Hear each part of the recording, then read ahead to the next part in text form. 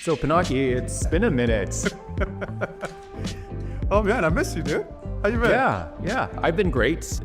We're in it now. This is season 2. I've talked to so many people, Pinaki, that have asked me over the course of the year, when's season 2 coming out? When are you guys coming back with new episodes?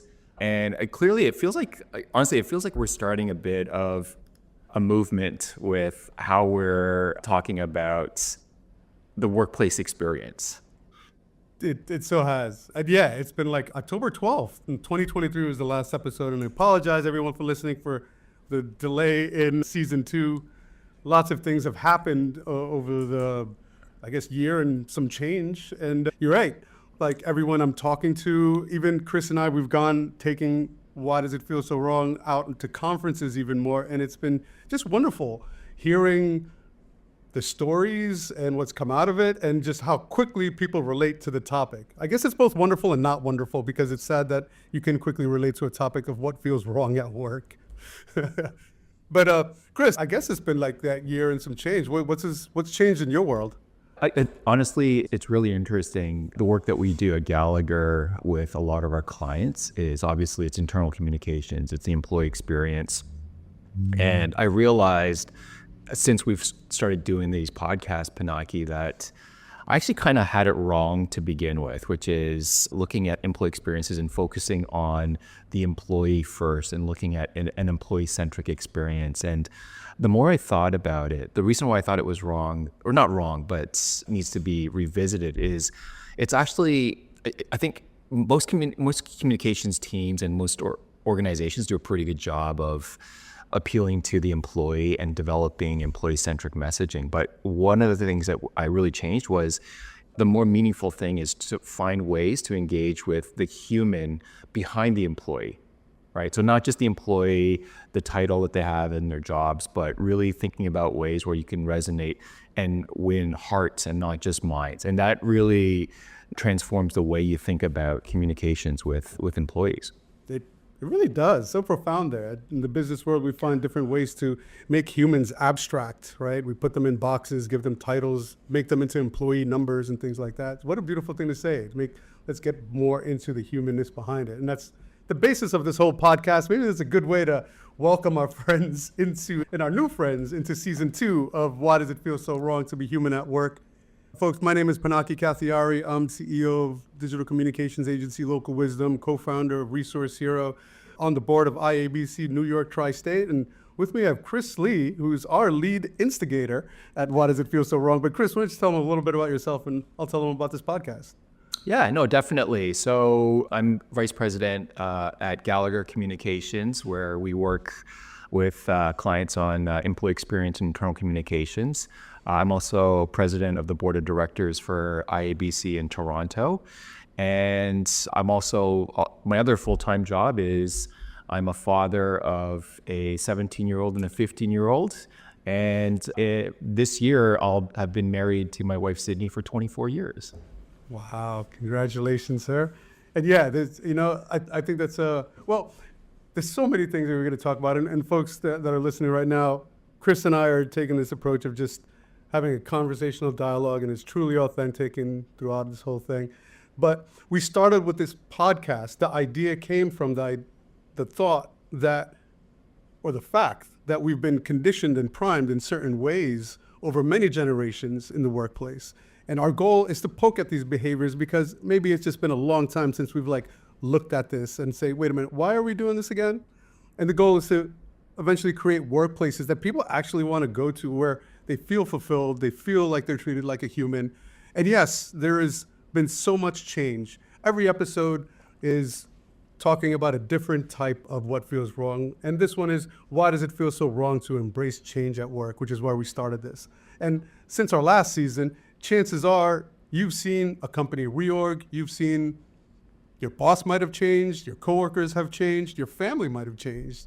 So many things that have changed because change happens so often and it's always there. Actually, I was thinking about the words of Octavia Butler's main character in her book, Parable of the Sower, God is change. And yeah, lots of changes happen over here too. On my side, we've at Local Wisdom started a new comm strategy practice. That was awesome. We launched version 3 of our maturity model, which Chris, you had some good feedback and good hand in creating, so thank you for that.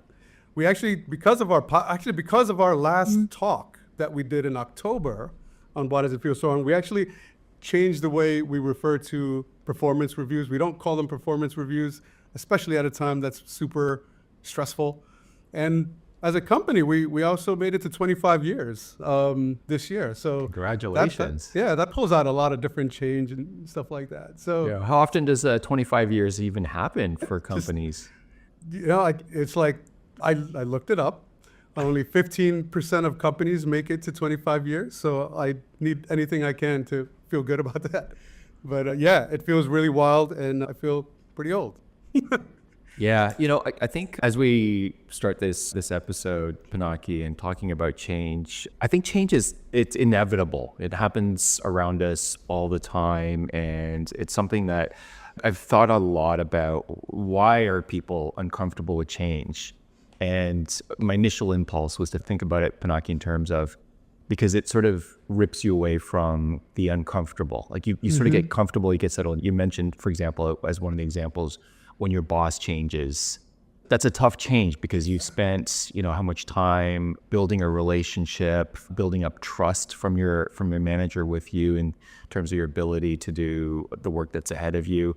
And I think one of the more important things about change is, yes, the comfort level is one thing, but Pinaki, what do you think about this? I actually always think about it as you lose a bit of the control, because so often, especially in organizations, change just sort of happens to us. A lot of times we don't see it coming, and when it happens to us, we lose that ability to control the narrative a little bit, and you have to sort of adapt and make adjustments in response to change. What do you think about that? Like, as opposed to comfort, I was thinking about it more in terms of you're actually just losing that bit of that sense of control. It's totally true. There's so much about it. Like, there's different changes, different impacts here. Like, it's, different change is like, impacts you differently, and depends on how much of your life it actually impacts, right? But there's like this idea of identity crisis, because, right, like it just disrupts all your routines and your roles and your relationships. So you're like, wow, what's going on? It's like the rug is being pulled out from under me, right? And what's worse is if we're like not consulted in the change, like we don't know the change is happening, right? I think there's probably many times when you might know about something before everyone else knows about it, and like you've had the chance to kind of go through the motions. Like a manager might know that a change is coming before that person has to explain it to their employees, but that manager has now had more chance to kind of go through that change process before the employees. For the employee standpoint, it's like the rug is being pulled out. From the manager's standpoint, it's like, I knew about this for a week or so, whatever. Yeah, and there's a lot of unknown and uncertainty, and that creates fear and loss of control, and it's difficult. I've seen kind of companies that go through change, and they've communicated that things are changing and we're going to kind of do this, but they don't have a concrete plan. So even like knowing that there's change and not knowing what the change is exactly, and not being consulted in that, all that put together could foster resistance to change, right? Like, I'm afraid of this unknown. I don't want to go into that dark forest because I don't know what's going to come out of it. And there's a scary dragon and things like that, right? Yeah, 100%. And, ultimately, I think any kind of organizations that are embarking on some sort of significant change, even at the smaller level, so not even the organization, but if a team is undergoing change, someone significant on the team that left, or to your point about the people manager, and I guess to your point about, what are the opportunities to bring employees as part of that change process. So you might, for obvious reasons, you might not always be able to be part of the preamble leading to the change, but there's certainly ways to bring employees on that journey of the process to deal with the change, to adapt. And I think that gives a much better opportunity to increase buy-in with the change, and also reduce resistance, and also try to foster an environment where employees have chances to talk about the change, what it means for them, why they might like it or not like it, what makes them feel uncomfortable about it. And I don't know if I always think about these are big C, capital C communications. These are the real conversations that truly matter in the workplace. It's so true.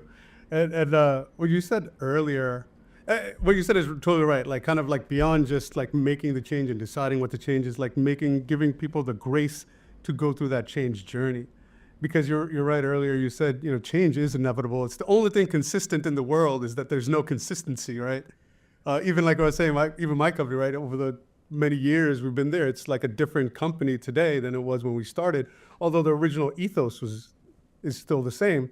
Like it's like an app that updates on your phone or something like that. It's just like we're not code.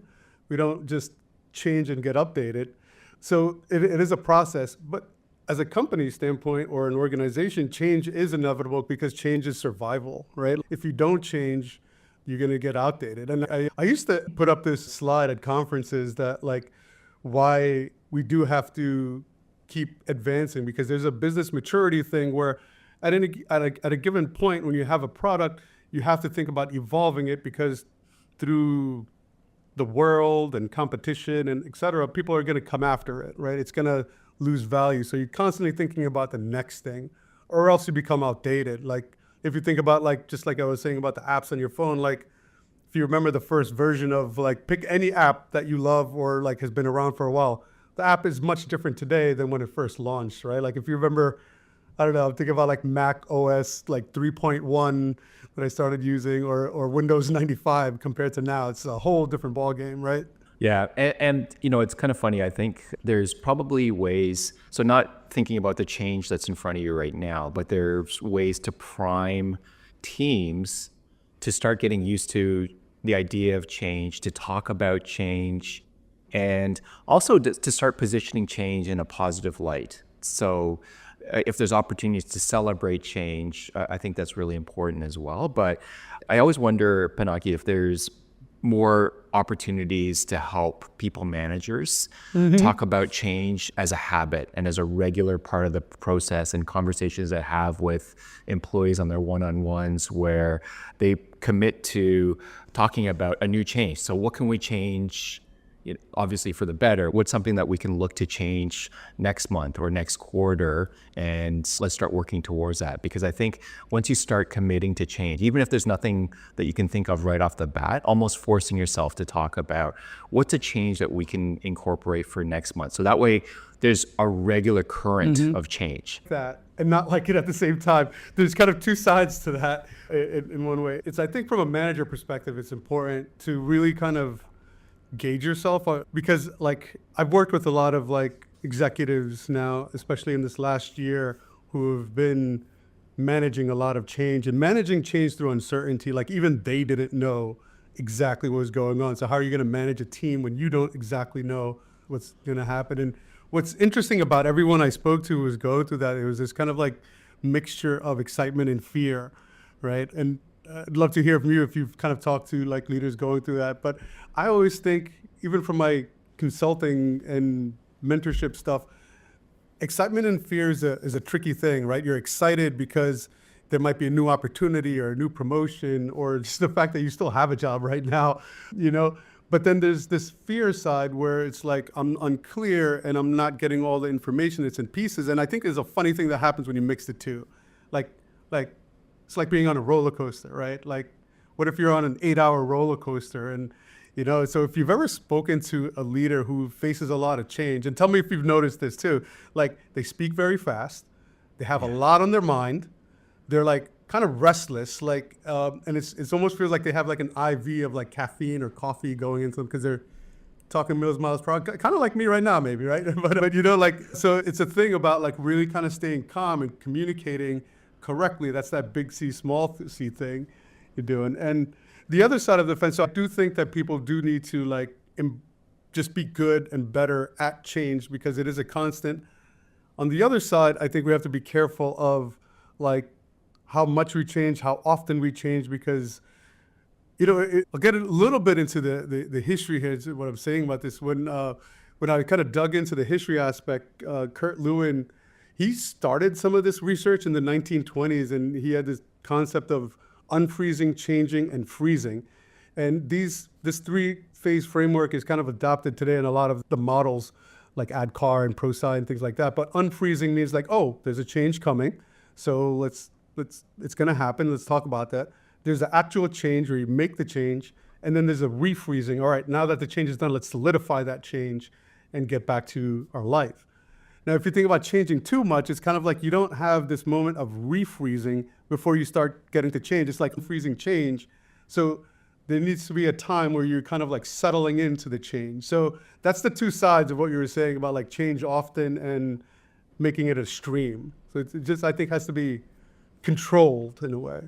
Yeah, no, I couldn't agree more. You and I were recently at a conference in San Francisco, and for the first time, so I remember when I was taking the Uber to the hotel from the airport. Oh man, there was this sort of goofy looking car beside us, and it had these sensors on like the front, the back, on the top of it. And I went, oh wow, I wonder if it's one of those street cameras and it's just taking a picture of the road. And as it started driving by, I looked inside and I realized, my goodness, there's no driver. This car's just driving by itself like it's not even a thing. And the rest of the way to the hotel, I started to notice more and more of these cars. And so I saw the logo on it. I saw that it was Waymo. And I thought, I had heard that there was autonomous vehicles, but I'd never actually really seen them in action. So I went about to download the app and I tried it myself. And I was very apprehensive about taking this car because it was very new. So this represented like a significant change in how we think about autonomous cars. Because before that, I had no idea how these things work. Is it intuitive? Is it going to feel stiff and kind of like a clunky ride? And so that first minute after I got in the car, it pulls up in front of the hotel.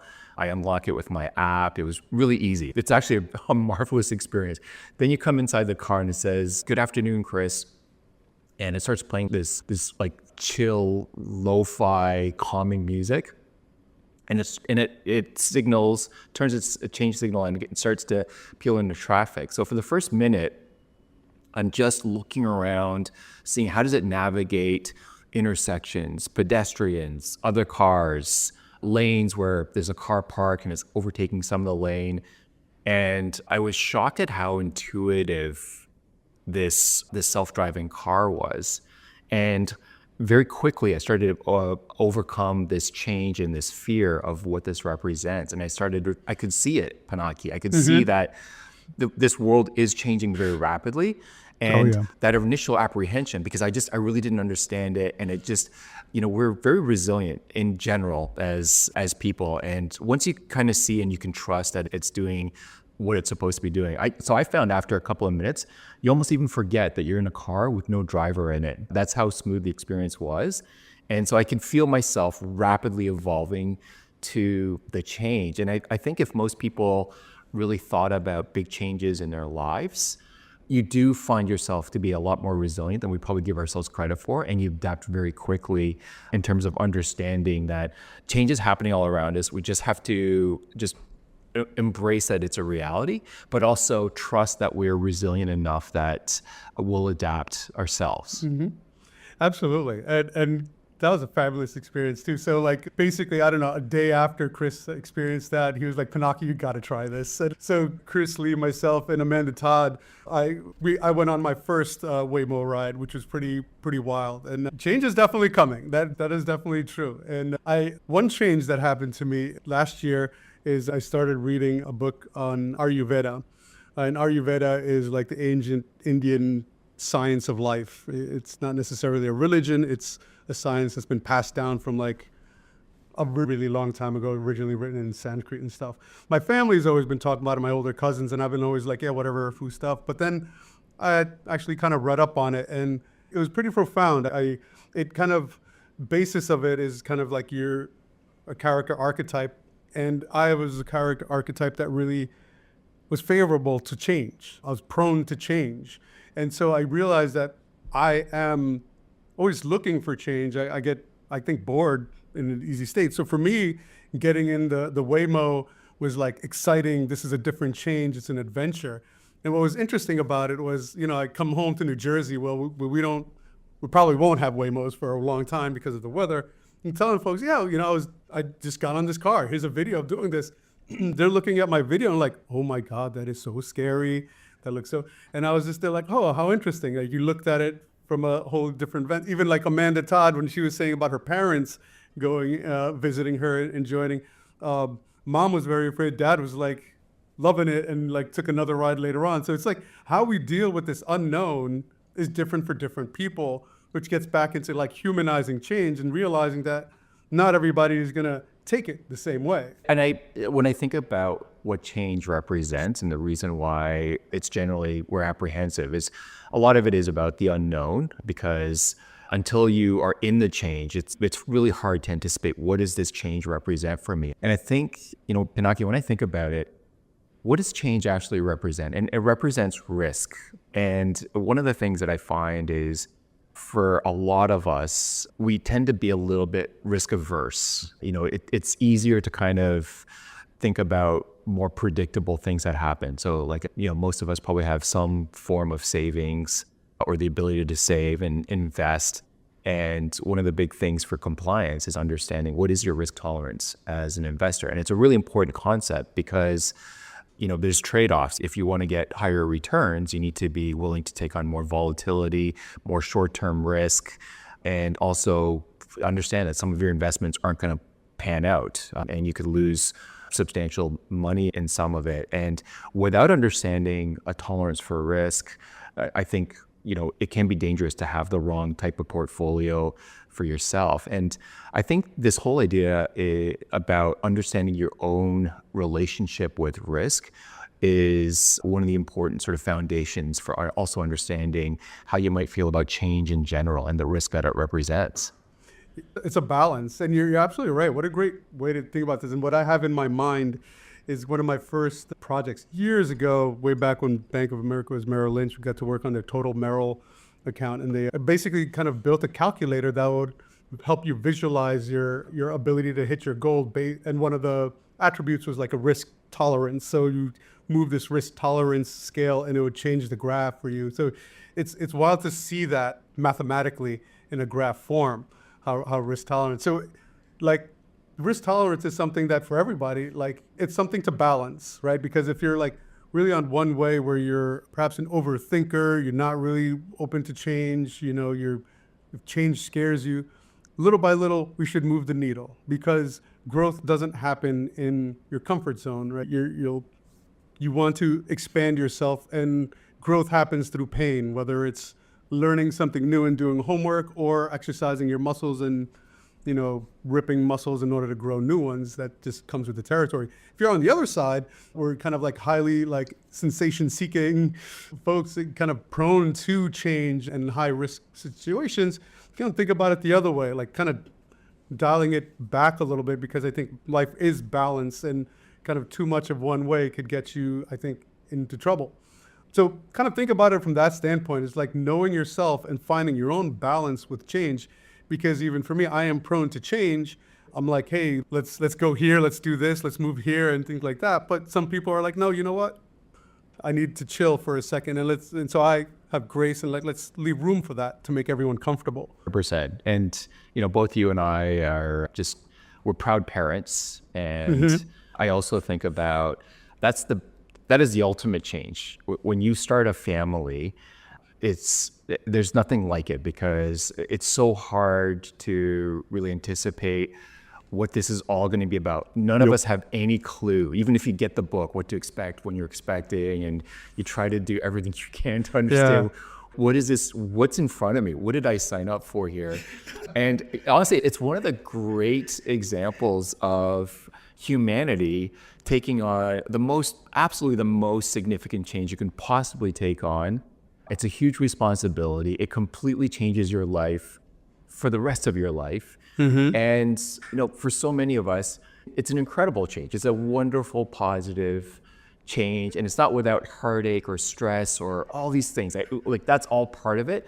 But when I think about how important it is to think about within organizations, and I like what you said about it's part of growth. I think for the organizations that really in a meaningful way want to foster a spirit of growth, of innovation, of courage, improvement, all these things that I think are vital for any organization's long-term success. I think it's so important to be intentional about how can I get teams to think about and look at change as not just inevitable, but actually a good thing. Even if in the short term, it can feel like a Band-Aid being ripped off. Absolutely. It's kind of like changing your relationship with change. And by change, maybe it's pain.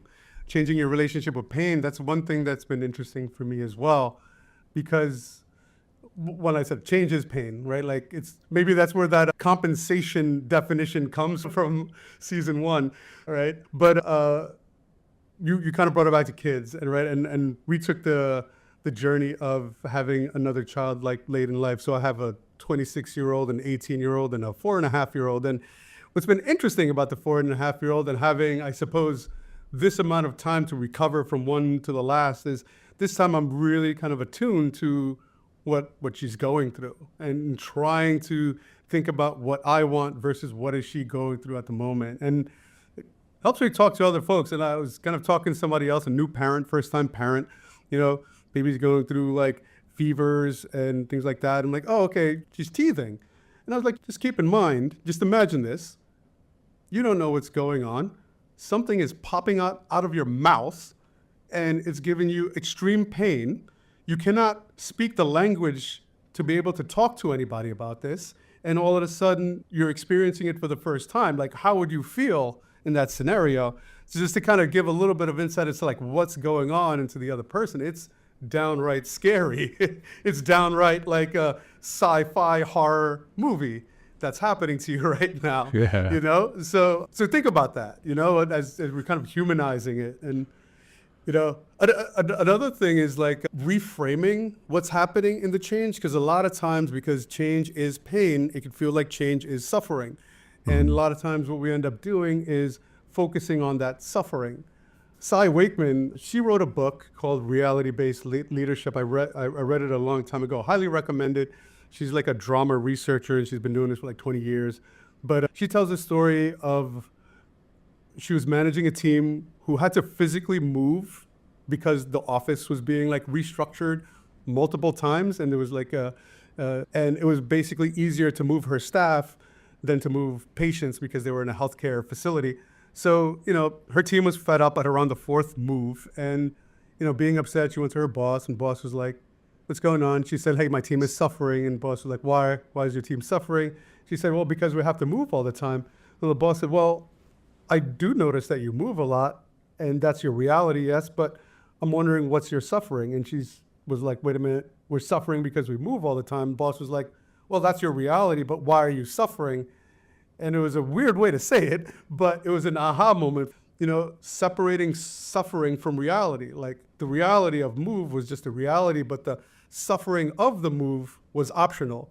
So she was like, wait, maybe I got to think about it in a different way. So instead of thinking about suffering through the move, let's think about going mobile and going virtual and find a different solution to the suffering, right? So more often than not, we feel like the world is trying to harm us through change because of the unknown, because of the lack of control, because of the fear, but we have more control than we think. And so if we look at it in a different way or approach it in a different way, that changes the outcome. Yeah, no, I love that. And just as we wrap this up, Pinaki, there's a book that I think a lot of people have probably read. It's a very short book. I think it takes all of an hour to read, if even that, maybe in half an hour. But Spencer Johnson wrote Who Moved My Cheese? And it's kind of a fun book because the lessons are really important in this book. And it talks a little bit about change management and adaptability. And it just reminds me of my daughter, Audrey. She went to Quebec for 3 weeks to be part of a French immersion program. And it was her first time just traveling alone.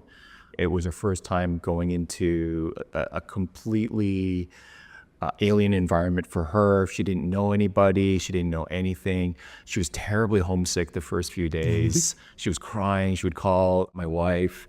And I was saying to my wife, Sydney, that I think this is a good thing for Audrey. I know it's painful. I know she's crying. I know she's horrifically homesick. But I think these are the kinds of changes and things that help the kids develop some grit, some resilience. And I asked ChatGPT to summarize some of the outcomes from Who Moved My Cheese. And there were six things that it talks about, and I really liked it, which is number one is just that idea that change is inevitable. It's always going to happen. And I think we should not only consider it inevitable, but the book also talks about anticipating change. So just assume that it's going to happen and getting yourself out of that routine. And you said touched on this earlier, Pinaki, adapt quickly, monitor change. So making sure that you're looking at the environment around you to monitor it. Enjoy change. I think it's like a fresh coat of paint. Look at it as an opportunity for growth. And then the sixth tenet was more about just be ready to change again. And a lot of it is just about anticipating. It's not just the allegory about mice trying to find cheese in a maze and then the maze changes or the cheese moves, but it's really about understanding that it is part of reality. It is part of life. And if anything, we should be seeking opportunities for positive change all the time. That's right. I love all the kind of books. And we have like a little bit of a new segment on this season of the podcast, right? As like wisdom that feels so right. Are we ready to get into that? Do you want to? Yeah, actually, we definitely are. And just before we do, Pinaki, I did want to not only thank our listenership for being part of this journey so far, but I really wanted to just take a minute, Pinaki, if you don't mind. I wanted to thank the team at Local Wisdom, digital communication agency, for making this podcast episode possible. And again, like you said, it's congratulations to you and the team for 25 years. Thank you. And I think, if you're ready for having a real talk about workplace culture, we bring a lot of these meaningful conversations to conferences, like you mentioned, private workshops, and it's a no BS judgment-free zone. And it's just humans trying to figure out how to be better humans at work and bringing that human side of us to the workplace as well and reminding ourselves that we are ultimately human. So, but I did want to give a shout out. I also really wanted to a special shout out to our producer, Brielle Saracini, who's our rock. And thank you so much, Brielle, without you, we just wouldn't be here doing this. And so I think I really appreciate the role that you play. And then just one other thing that I lament that we didn't do this more, Pinaki, last season, but you and I, Pinaki, we're just so appreciative of the amazing work that Vince Quinn, Taylor Cordatis, Bill Cornfield, the amazing team at SBX Productions does to help us sound and look good. So if any of you listening have a cool idea and think it would be fun to create a podcast, check out SBS Expert Productions. They'll make it super simple. And if they can make you and I, Pinaki, sound profesh, they can make anybody look magic good. happen. Yeah. Awesome. Definitely. Thank you, Chris, just mentioned that. I know the team at Local Wisdom will be truly happy, as well as Brielle as XBX. Thank you, guys. I also am really excited about the second thing that you talked about, where we're kind of taking the show a little bit on the road.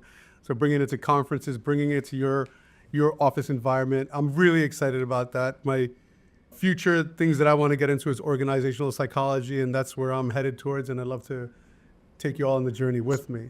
So with that said, let's go into this wisdom that feels so right. We realized that Chris and I kind of reference a lot of books throughout this podcast. We thought we'd end off with a little bit of a list of things that you might want to take a look at. I think going through change puts you in a position where you got to ask yourself, like, is this really worth it? Should I go through it? Should I change? So a few books that I've read on that have helped me was Quitting or On Quitting.